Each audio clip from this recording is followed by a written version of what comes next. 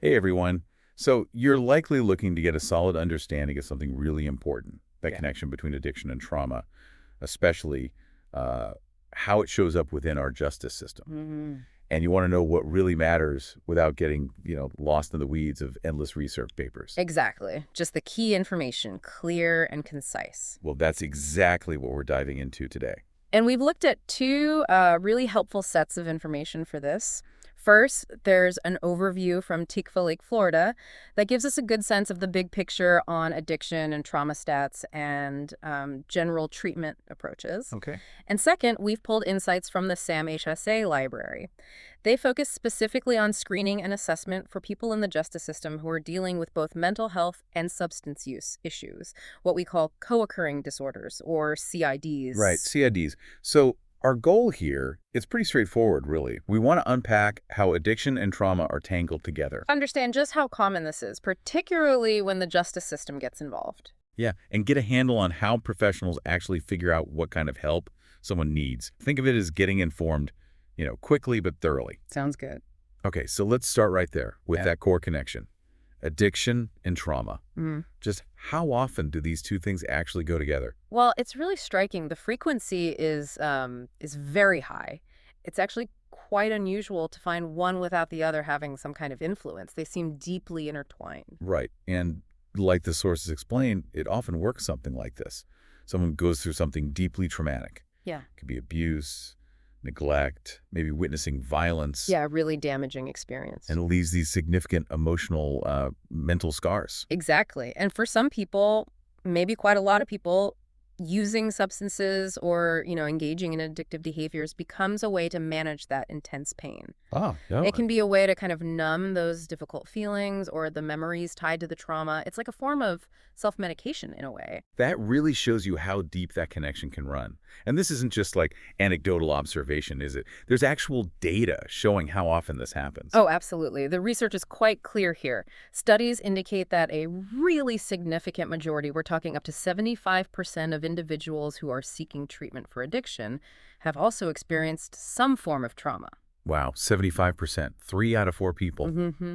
It's a very high number. That really underscores how huge this issue is. Mm-hmm. And understanding numbers like that, as the Tikva Lake info points out, it isn't just about statistics, is it? It tells us something about the real impact on people, families, whole communities. Definitely. Grasping the prevalence helps us see the scale, identify patterns, maybe risk factors, and figure out where we need to focus intervention and support. So what does a rate that high, that 75%, tell us about how we should maybe be thinking about addiction itself? Well, that high percentage strongly suggests that for many, many individuals, trauma might be a really significant underlying driver of their addiction. It really points to the need for treatment approaches that don't just focus on the substance use in isolation. You have to acknowledge and address the past trauma too. Makes sense. And it might also suggest that, our systems could perhaps do a better job at identifying and addressing trauma earlier on, maybe even preventing some pathways to addiction in the first place. That makes a lot of sense. Okay, so when someone is dealing with both addiction and trauma, what are the typical kinds of treatment that might be offered? What's out there? There are several common approaches. You have inpatient rehabilitation, which provides a very structured, intensive environment. People get individual and group therapy, often some holistic approaches too. Okay, like living there for a period. Exactly. Then there are outpatient programs. These offer more flexibility so individuals can attend counseling and therapy while, still living at home and managing daily life. And therapy itself, just, talking one-on-one with a professional, that's got to be a huge part of it. Absolutely. Individual therapy is often crucial. It helps people explore the root causes, develop healthier coping strategies, and really work towards recovery. Right. And there's also medication-assisted treatment, EMAT. Imaging, okay. These are specific medications like methadone, buprenorphine, naltrexone. They can help manage withdrawal symptoms and cravings. Make it easier to engage in therapy. Exactly. It makes it easier to focus on the therapy and other recovery work. And these are always, prescribed and carefully monitored by medical professionals. And what about the support you get from other people going through it? That seems really valuable too. It absolutely is. Yeah. Support groups like Alcoholics Anonymous, Narcotics Anonymous, Yeah. AA, NA. They provide a really vital network. People Hmm. can share their own experiences, get guidance, and importantly, connect with peers who genuinely understand what they're facing. That peer support element sounds critical. Hmm. Okay, now let's shift gears a bit and focus on the justice system specifically. The SAM-HSA information we looked at really hammered home that co-occurring disorders, these COSEs, are a major concern in that context. Why is that?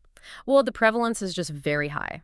The number of individuals involved in the justice system who have both mental health and substance use disorders is significantly elevated compared to the general population. So it's much more common there. Much more common, and this makes it absolutely essential to have good systems for screening and assessing people for both types of disorders right when they enter the justice system. And trauma. That seems to be a big factor here too, doesn't it? It keeps coming up. Yes, absolutely. The rates of trauma exposure, things like physical abuse, sexual abuse, are also disproportionately high among offenders. Okay. Because of this, the SAM-HSA source strongly suggests considering universal trauma screening for this population. Some research really highlights this need. Understanding someone's trauma history can be just crucial for figuring out their path and what they need. Yeah, it definitely makes sense. If such a large portion have experienced trauma, you have to know about it.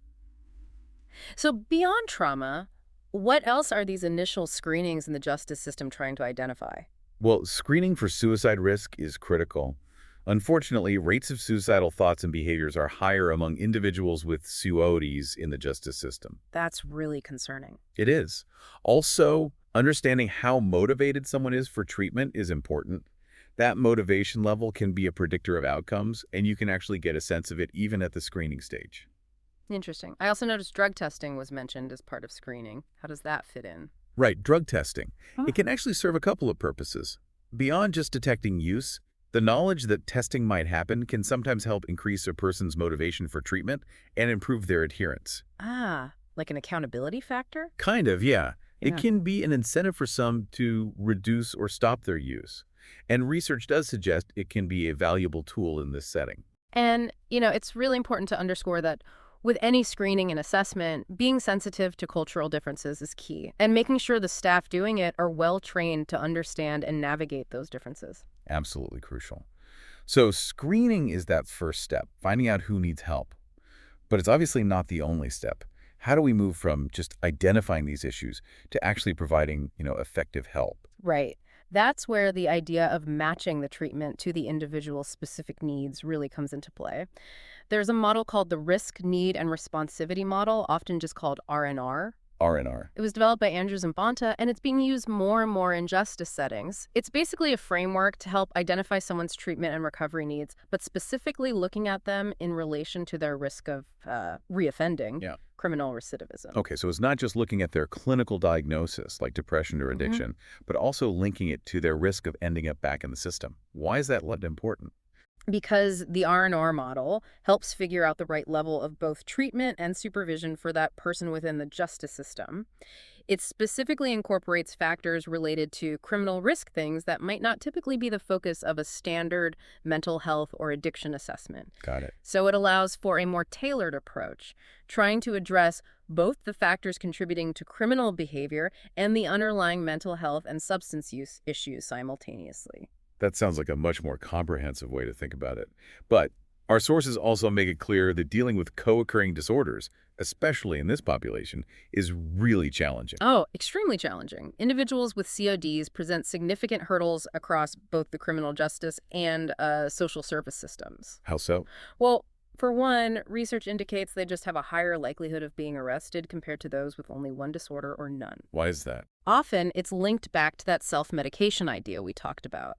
They might be using substances to try and alleviate symptoms of their mental disorders, things like trouble sleeping, depression, intense anxiety, maybe even feelings of paranoia. They're trying to cope, but it backfires. Exactly. While it's understandable, it can lead to more problems, including interactions with law enforcement. And it sounds like they can get caught in a cycle. That's a very common pattern. What you often see is individuals with CIs cycling rapidly through various systems: law enforcement, jails, hospital emergency rooms, homeless shelters. Just bouncing between them. Pretty much. And they frequently struggle with unemployment, homelessness, they often lack job skills, and have very limited financial or social support networks. All this instability just makes recovery incredibly difficult. It paints a really tough picture of someone just trying to stay afloat. It is, and sadly, for some individuals in that situation, the drug use itself, or even selling drugs, can unfortunately start to provide a kind of social connection, maybe a sense of structure, or even a distorted feel of purpose or meaning that's missing from other parts of their lives, like stable work or family connections. Wow, that's complex. It really is. These aren't simple issues with easy answers. And it highlights that the relationship between the disorders isn't always straightforward, like one causing the other. They can be really tangled up. That's a critical point. Alcohol and drugs can actually cause symptoms that look just like mental disorders, or they can mimic them. Okay, so the substance use itself creates psychiatric symptoms. It can, yes. That's why it's so incredibly important during an assessment to really dig into the timeline. You need to look closely at the history of someone's substance use and their mental health symptoms. To figure out which came first. Essentially, yes. Yeah. Did the mental health symptoms only appear after the substance use began? That might suggest the substance use is triggering or causing those symptoms. Yeah. But conversely, you also need to assess if the substance use started as an attempt to cope with pre-existing mental health symptoms, maybe trying to manage agitation, anxiety, depression, sleep problems. This is like detective work. It really is. To get an accurate diagnosis, professionals need to establish that timeline carefully. And importantly, they need to assess mental health symptoms during periods when the person is not using substances during abstinence. To see the symptoms persist. Exactly. And If the symptoms continue even when they're sober, it points more towards an independent mental health disorder. And of course, you always have to rule out whether any underlying medical conditions could be causing or contributing to the mental health symptoms. it sounds like a really detailed investigation is needed to untangle all these threads. And the challenges aren't just within the individual. The systems themselves can sometimes create obstacles, can't they? Absolutely. That's a major issue highlighted in the SAMHSA resource. There's often a lack of good communication and coordination between the folks working in behavioral health and those in the criminal justice system. They speak different languages almost. Sometimes, yeah. They might have different perspectives, different priorities, different ways of understanding and approaching COs. And a really significant problem is the scarcity of resources for people when they're trying to transition back into the community after incarceration or other justice involvement. So help might stop at the jail door. Too often, yes. That lack of follow-up treatment and support in the community can completely undermine any progress someone might have made while they were involved with the system. People fall through the cracks. That really emphasizes the need for that thorough assessment you were talking about earlier to understand exactly what support someone needs. Exactly. People with COs in the justice system are not a monolithic group. They're incredibly diverse. How so? Different types of disorders, different combinations, varying symptoms, different levels of impairment in their daily lives, different personal strengths, and crucially, different levels of risk for future criminal behavior. So one size fits all definitely doesn't work. Not at all. Comprehensive screening and assessment are absolutely vital because they allow us to match individuals to the services that are most appropriate for their specific situation. Like what kind of services? Well, it might mean referral to specialized courts, like drug courts or mental health courts, which are designed to handle these complex cases. Or it could mean different program tracks within a correctional facility, tailored to different needs. So it's about getting them into the right pathway. Precisely. There are tools to help with this.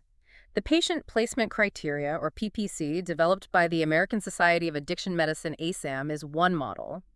It helps assess the severity of both the substance use and any co-occurring mental health issues across 6 key dimensions. 6 dimensions, okay. Yeah, things like intoxication withdrawal risk, biomedical conditions, emotional behavioral conditions, readiness to change, relapse potential, and their recovery environment. This helps guide decisions about the right level and type of care. That sounds helpful. And we're also seeing more specialized responses emerging, like crisis stabilization units. These can offer immediate short-term care, often up to 23 hours for people experiencing a crisis related to their CIs. They provide triage, assessment, and referral to ongoing care. Like an emergency room specifically for behavioral health crises. Kind of, yeah. A more specialized and appropriate setting. Okay. And where in the justice system are the best spots, the best opportunities for these screenings and assessments to actually happen? There are several key intercept points, as they're sometimes called. Ideally, it starts very early, even with law enforcement.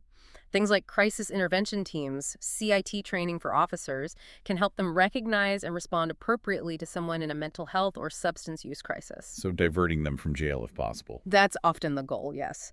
And having those law enforcement-friendly crisis stabilization units available means officers have somewhere appropriate to take someone besides the emergency room or jail. Makes sense.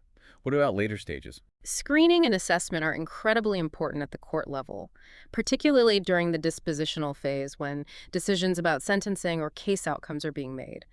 Good assessment information can really help judges make more informed decisions. And lawyers play a role. Absolutely. Defense attorneys and specialized defender-based advocacy programs often play a vital role in gathering this kind of behavioral health information and presenting it to the court to advocate for appropriate treatment and support for their clients. It sounds like getting that full picture early on can really make a difference in someone's trajectory through the system. What kind of specific information are professionals trying to gather during these more comprehensive assessments? It sounds like a lot. It is a broad range, aiming for a holistic view. They look at family history, any mental health or substance use issues in the family, current medical status, any medications they're on, definitely trauma exposure past and present, social and family relationships, support systems or lack thereof, how they typically cope with stress, their interpersonal coping strategies. A detailed mental health history is crucial, including any past suicidal thoughts or attempts, symptoms of PTSD. Right. They might look at cognitive functioning, especially if there's suspicion of something like a traumatic brain injury. And of course, a very detailed substance use history. What substances, how often, how much, for how long, what have the consequences been? So the specifics of the use. Yes, plus practical things like reading and writing skills, any cultural or linguistic barriers that might affect communication or treatment. Importantly, they also look for individual strengths and supports what resources does the person have. Focusing on assets, too, not just problems. Exactly. Risk factors, yes, but also protective factors. What are their interests and skills? What do they actually expect from treatment and recovery? And, as we mentioned, assessing their motivation for change is a key piece, too. Wow. That is a very thorough look at the whole person and their entire situation. It really goes beyond just a diagnosis. It has to be effective. Now, one model I've heard mentioned for bringing some of this together, particularly the screening and initial intervention part, is the SBIRT approach. Can you tell us a bit about that? Yeah, SBIRT. It stands for Screening, Brief Intervention, and Referral to Treatment. It's designed as an integrated approach, often used in general healthcare settings, but also explored in other places. How does it work? Basically, it uses quick, evidence-based screening tools to identify people who might have risky substance use or potential substance use disorders early on. Okay, the screening part. Right. Then, based on the screening results, the BI brief intervention involves having a short conversation with the person. It's focused on raising their awareness about their substance use, exploring its connection to their health or other goals, and motivating them towards change. Kind of like planting a seed. Exactly. And then the RT referral to treatment is for those who screen at higher risk levels and need more intensive help. They're connected with specialized addiction treatment services. So, does SBIRT work well in the justice system context, especially for folks with codones? While the evidence is a bit mixed, SBIRT has shown promise in the general population for addressing risky substance use. However, our SAM-HSA source notes that more research is really needed to understand how effective it is specifically within justice settings, and particularly for the complexities faced by individuals with co-occurring disorders. It might be a useful tool, but maybe not the whole answer for this population. Got it. Something else that seemed really important in the source material was the idea of looking beyond just the diagnosis at someone's actual functional impairment, how their issues affect their day-to-day life. Absolutely, that's a critical point. Yeah. Sometimes how someone's cognitive and behavioral issues impact their ability to function, things like managing daily tasks, holding a job, maintaining relationships, can actually be a better predictor of how they'll do in treatment than just knowing their diagnostic label. So the practical impact matters more than the label itself. In many ways, yes, especially for treatment planning. And assessing functional impairment isn't always straightforward. It often requires observing someone's behavior in relevant settings, not just relying on self-report or checklists. Yeah. Understanding these functional impairments, alongside identifying their strengths, any skills deficits they might have, and considering any cultural barriers, is really key to developing treatment plans that are truly informed and likely to be effective. That makes a lot of sense, tailoring it to their real-world challenges and abilities. Mm. Are there certain characteristics or patterns that researchers have commonly observed among people in the justice system who also have co-occurring disorders? Yes, the literature does identify some common characteristics that tend to show up more often in this group. Things like a younger age when they first offended, Yep. a history that might include aggression or violence, often multiple prior incarcerations, and sometimes difficulty functioning independently even within the structured environment of a jail or prison setting. So a pattern of earlier onset and more persistent difficulties. That's often what the research suggests, yes. And these are important factors to be aware of when planning interventions and support. Which again, it just points back to the complexity of their needs and the potential for getting stuck in that cycle of justice system involvement. Now, let's circle back to drug testing for a moment. It sounds like it plays a pretty significant role in this context. It really does. The recommendation from our SAMHS source is pretty clear. Drug testing is crucial for virtually all justice-involved individuals who have co-occurring disorders. That includes people who are currently in jail or prison. Why is it considered so essential? Well, beyond the motivational aspect we discussed, it provides objective information about recent substance use, which, as we know, can be hard to get accurately just through self-report. For people considered at higher risk of relapse, maybe because of the severity of their CDs, past difficulty staying abstinent, frequent hospitalizations, or unstable housing, more frequent testing is usually advised. How frequent? It varies, but the idea is to tailor it to the risk. Ideally, testing should start as soon as someone enters the justice system and continue randomly but consistently throughout their supervision or treatment period. Random seems key. Yes, random testing has been shown to be more effective as a deterrent than predictable testing schedules. Makes sense. What about the different types of tests? You mentioned confirming results. Right. While quick point-of-care tests exist for any formal consequences or treatment decisions, it's generally best practice to confirm a positive result with a laboratory test. This is especially true for alternative methods like hair, sweat patch, or saliva tests. But lab tests cost more, right? They do, and that can be a barrier sometimes. Hair testing, for example, has advantages. It can detect use over a longer window, weeks or months, and it's hard to cheat. But there are cautions too. Concerns about potential environmental contamination affecting the results, and some studies have raised questions about potential racial bias, with certain hair types possibly retaining drug metabolites differently. So recommendations often include taking samples from the scalp and washing them properly before testing to minimize these issues. Okay, good to know. And it seems pretty clear from what you said earlier that you really can't just rely on someone telling you whether they've used drugs or not.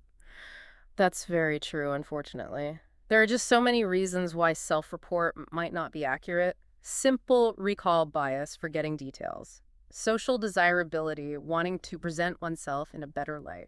Fear of consequences, obviously. Absolutely. Fear of negative consequences. Demographic factors can play a role. The presence of mental disorders themselves, cognitive impairments, cultural norms around discussing substance use. It all complicates things. So people might genuinely forget or intentionally downplay it. Both happen, and studies consistently show that a substantial number of individuals who test positive for drugs actually deny recent use when asked directly. So you definitely need more than just their word for it. Exactly. That's why supplementing self-report with objective measures like drug testing and also gathering collateral information is so important. Collateral information, you mean talking to other people? Yes, getting input from family members, friends, employers, probation officers, treatment staff, people who know the individual and can provide another perspective on their substance use and overall functioning. Observing their behavior directly is also key. It helps build a more complete and accurate picture. And what about digging deeper in the assessment itself? Right, an extended assessment goes beyond just screening. It involves really assessing the significance and severity of the substance use disorder, getting a detailed longitudinal history, looking at patterns over time for both mental health symptoms and substance use. They want to untangle that connection again. Precisely.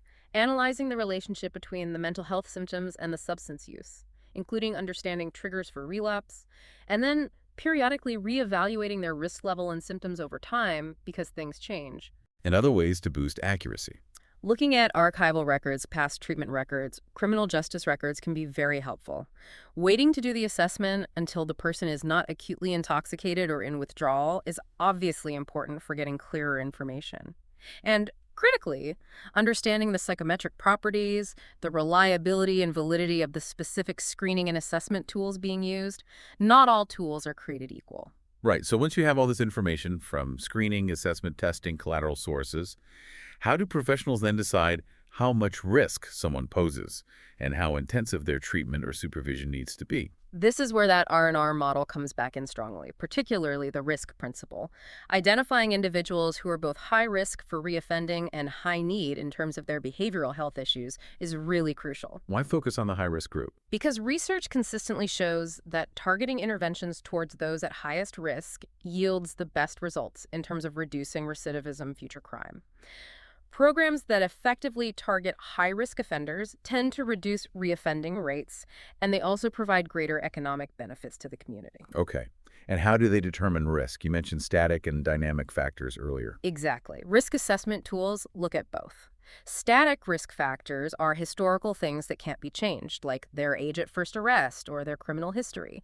Dynamic risk factors, also called criminogenic needs, are things that can be changed through intervention and are directly linked to criminal behavior. Like substance use. Precisely. Substance use, antisocial attitudes or beliefs, lack of education or employment skills, problematic peer associations, those are key criminogenic needs. And the R&R risk principle says. It basically says that the intensity of the services provided should match the individual's level of assessed risk for recidivism.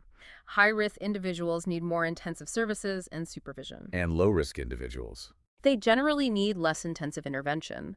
In fact, there's a caution against placing low-risk offenders in high-intensity programs or settings, Why is that? because it can actually be counterproductive.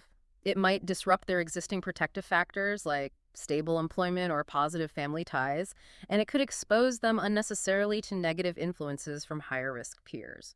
So more isn't always better for everyone. Correct. However, it's important to note that even if someone is assessed as low risk for criminal recidivism, if they have co-occurring disorders and are at risk of increased substance use or worsening mental health without treatment, then providing CO-DOSE treatment is still beneficial for them. Got it. So it's about matching intensity for both criminal risk and clinical need, and supervision levels too. Yes. Supervision should also be matched to risk. High-risk individuals benefit from more frequent, structured, and tailored supervision that specifically addresses those criminogenic needs we talked about: substance use, antisocial thinking, employment issues. Low-risk individuals require much less intensive supervision. Okay, that makes sense.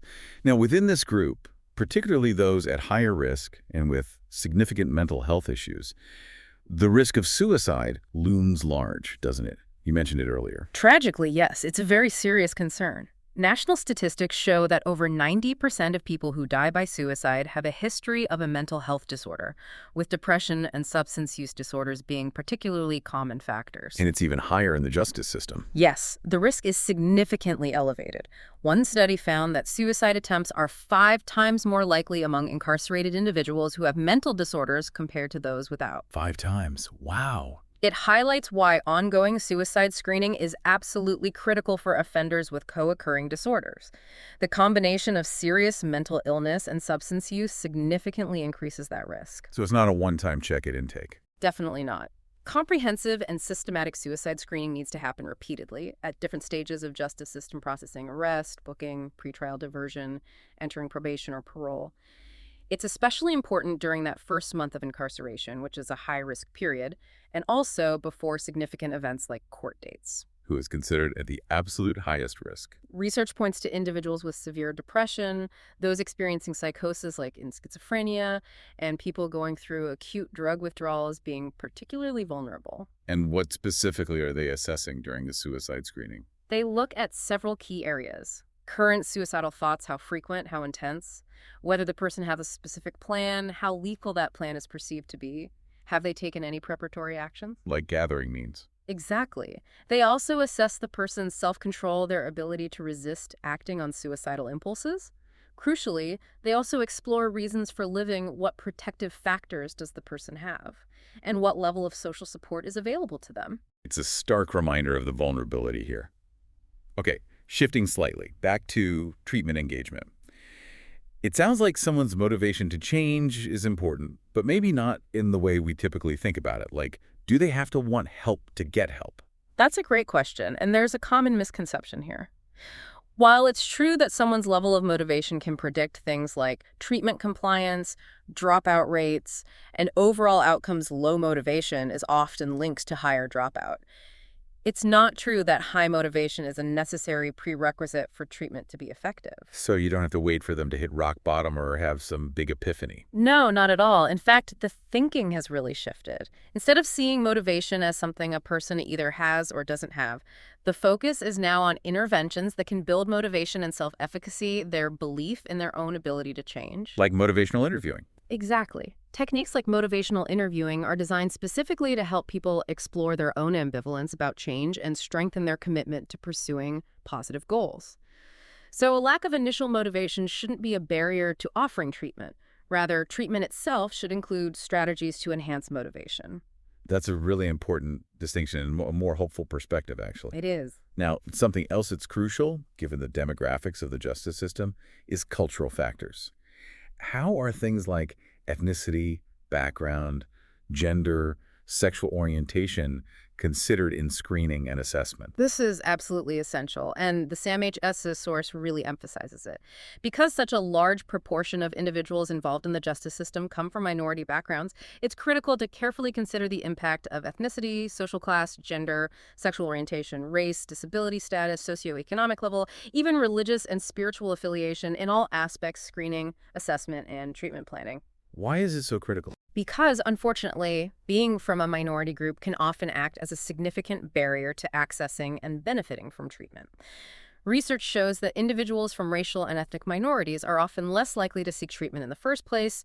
They tend to have lower rates of treatment completion and, sadly, sometimes higher rates of recidivism compared to majority groups. What causes those disparities? It's complex, likely involving systemic factors, historical distress, lack of culturally appropriate services, implicit bias, but also individual experiences of discrimination, shame, and social exclusion can really take a toll.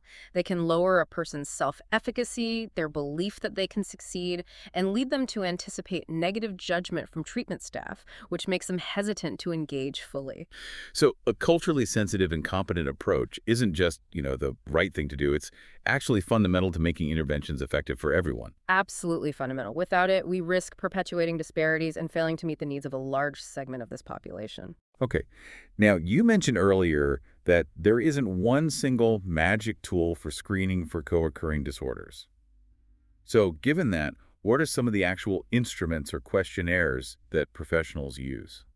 Right, because there isn't one specialized tool that perfectly captures all aspects of SOLDS, the common practice is to use a combination of different screening instruments. Like a battery of tests. Kind of, yeah. They'll often combine tools that screen for mental health issues, separate tools for substance use disorders, maybe specific ones for trauma or PTSD, and sometimes even tools to gauge motivation or readiness for change. And this is used alongside drug testing and that collateral info. Exactly. It's about putting together multiple pieces of information for the most accurate picture. Our SAMHSA source provides a really helpful guide, actually it was Figure 8 in their document, which lists recommended instruments for these different domains. Can you give us some examples, like for mental disorders? Sure. For screening for general mental disorders in justice settings, some recommended options include the Brief Jail Mental Health Screen, that's the BJMHS. There's also the Correctional Mental Health Screen, which has male and female versions, the CMHSF and CMHSM, and the Mental Health Screening Form 3, or MHSF3. Okay. And for substance use, quick screens. For brief substance use screening, they suggest tools like the Texas Christian University Drug Screen V, the TCU DSV, also the Simple Screening Instrument, or SSI, and the ASSIST, that's the Alcohol, Smoking, and Substance Involvement Screening Test. And what about looking for both the co-occurring part? There they often suggest using specific combinations. For instance, using the Menini screen, which looks at several psychiatric disorders. Yeah. Or pairing one of the mental health screens, like the BJMHS or the CMHS, with one of the substance use screens, like the TCU-DSV. Combining forces, basically. Exactly, to cover both bases efficiently. What about assessing motivation? For motivation and readiness for change, examples include the Texas Christian University Motivation Form, the TCU MOT Form, and the University of Rhode Island Change Assessment Scale, the Eureka-M.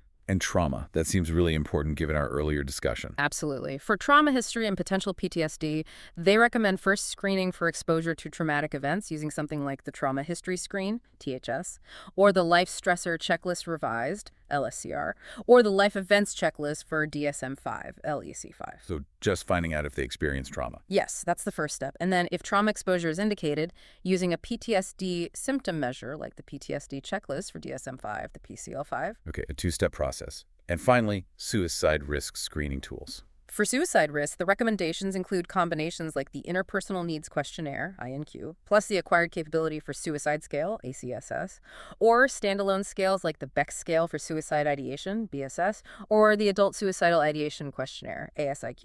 That's a pretty comprehensive list of tools across different areas. Mm-hmm. And the source material also gave some sense of how well some of these actually work, or the pros and cons, right? It did, yeah. It didn't go into exhaustive detail on every single one, but it provided some useful insights. For instance, one study mentioned found that the MHSF Air and another tool called the GAME-SS showed slightly higher overall accuracy and sensitivity in detecting mental disorders compared to the MI&I screen, although all performed adequately for identifying the most severe mental illnesses like bipolar disorder or schizophrenia. Good to know. It also noted the time commitment assessment instruments generally take about 45 to 90 minutes, while full diagnostic interviews can take up to 2 hours. That's a significant amount of time. It is. And it reiterated the point that substance use screens can be vulnerable to manipulation or minimization, which again highlights why combining them with drug testing is important. Right. Any highlights for specific substance use tools? Well, the ASSIST was noted for screening a wide range of substances, including guidance for brief intervention and having good validation internationally. The ODD-8 is widely used and effective for identifying alcohol problems, especially current ones, and it's freely available. Free is always good. Definitely. The TCU-DSV was highlighted for good reliability and validity, with high agreement between self-report and interviews. So the overall recommendation for substance use screening in justice settings often boils down to using the TCU-DSV, or the SSI, or the ODD-8, or the ASSIST. Okay, a few solid options there. And what about for mental health screening specifically in this challenging setting? Well, the report stressed again that mental disorders often go completely undetected in justice settings without formal screening, leading to really negative consequences for individuals and the system. So screening is essential. Absolutely. In terms of specific tools, the BDI-2 was mentioned as widely used and good for diagnosing depression, even among those with substance use problems. The CESD is another free tool for current depression symptoms with good properties. And the ones designed more for justice settings. Right. The BJMHS got positive mentions. It's public domain, brief, easy to use, tested in forensic populations, and effective for identifying severe mental disorders. The K6 is another brief public domain screen that's shown good results across diverse populations, including offenders. And the MHSF3 also showed adequate performance in detecting mental disorders among prisoners in studies.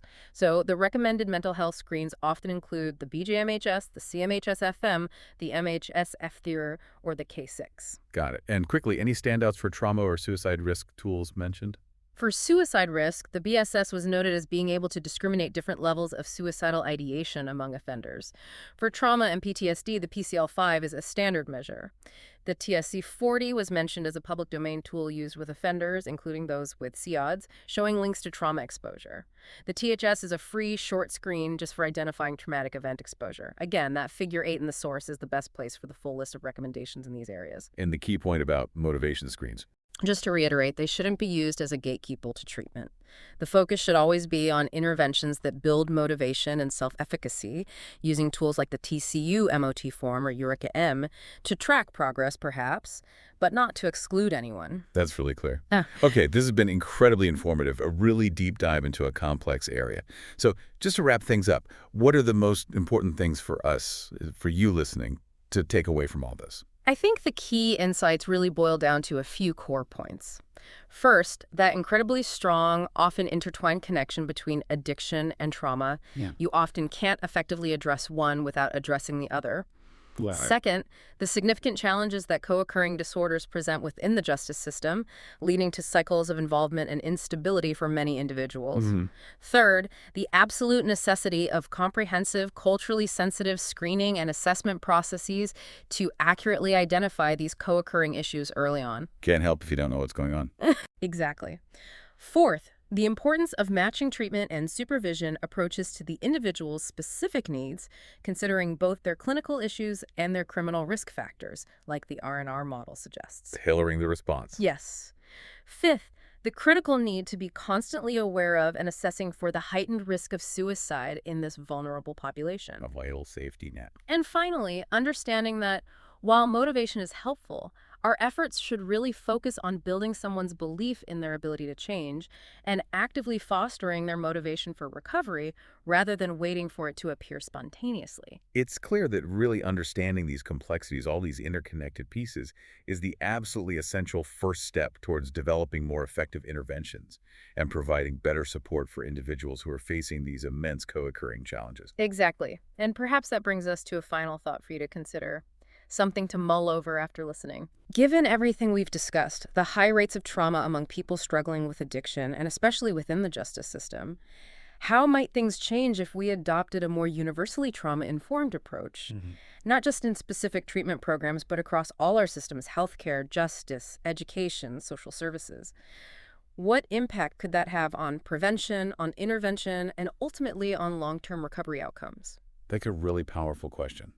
Thinking about what a truly trauma-informed system might look like. Definitely something to ponder and maybe explore further.